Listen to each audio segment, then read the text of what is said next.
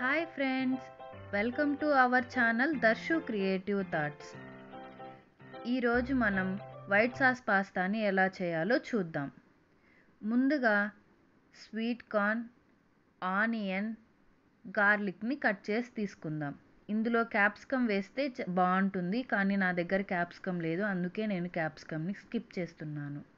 ఈ పాస్తా కోసం నేను ఎల్బో షేప్డ్ పాస్తా తీసుకున్నాను. ముందుగా వాటర్లో సాల్ట్ వేసి పాస్తాని ఉడికించుకోవాలి. ఇందులో నేను కొంచెం ఆయిల్ యాడ్ చేస్తున్నాను. ఇలా ఆయిల్ యాడ్ చేస్తే పాస్తా అంటుకోకుండా విడివిడిగా వస్తుంది. పాస్తా ఉడికాక స్ట్రైన్ చేసి తీసుకుందాం. అలాగే స్వీట్ కార్న్ కూడా ఉడికించుకోవాలి.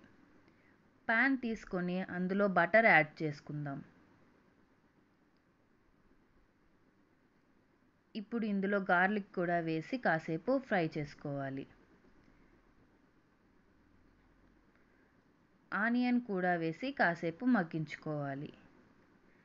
క్యాప్సికమ్ వేసే పని అయితే ఆనియన్ వేసినప్పుడే క్యాప్సికమ్ కూడా వేసుకోవాలి.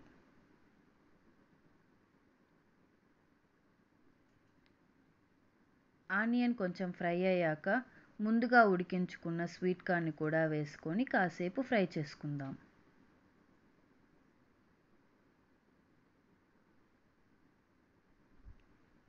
ఇప్పుడు సరిపడా ఉప్పు వేసుకోవాలి.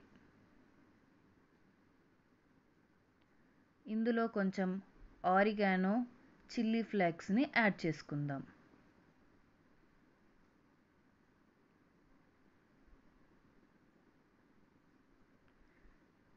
వీటిని తీసి పక్కకు పెట్టుకుందాం.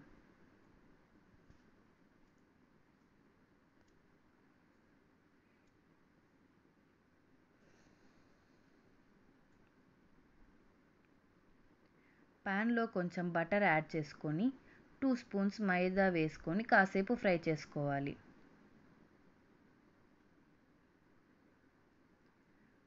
మైదా కొంచెం పచ్చివాసన పోయేంత వరకు ఫ్రై చేసుకోవాలి. మైదా ఫ్రై అయ్యాక ఇందులో మిల్క్ యాడ్ చేసుకుందాం. నేను ఇక్కడ 250 గ్రామ్స్ పాస్తా చేస్తున్నాను కాబట్టి నేను ఆల్మోస్ట్ 300 ml మిల్క్ యాడ్ చేశాను. ఇప్పుడు ఈ మైదా ఉండలు లేకుండా బాగా మిక్స్ చేసుకోవాలి.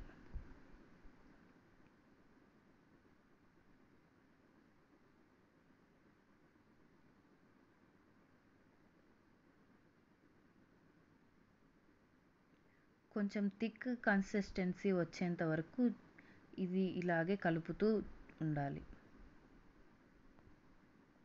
ఇప్పుడు ఇందులో సాల్ట్ వేసుకుందాం.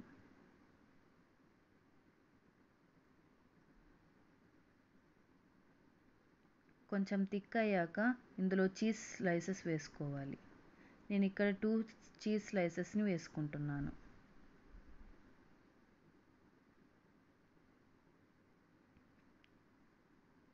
చీజ్ బాగా కరిగిపోయిన తర్వాత ఇందులో ముందుగా ఫ్రై చేసి పెట్టుకున్న ఆనియన్, స్వీట్ కార్న్ని వేసుకుందాం.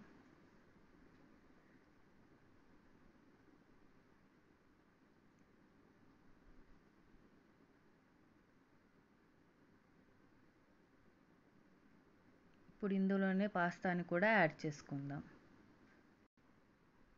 పాస్తా వేసుకొని బాగా మిక్స్ చేసుకోవాలి. ఇప్పుడు కూడా కొంచెం chilli flakes and oregano add చేయాలి. అంతే, మన వేడి వేడి వైట్ సాస్ పాస్తా రెడీ. ఇంకా స్టవ్ ఆఫ్ చేసి సర్వ్ చేసుకుందాం.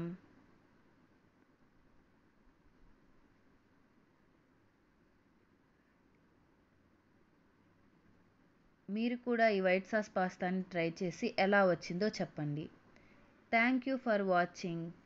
Please like, share and subscribe to my channel.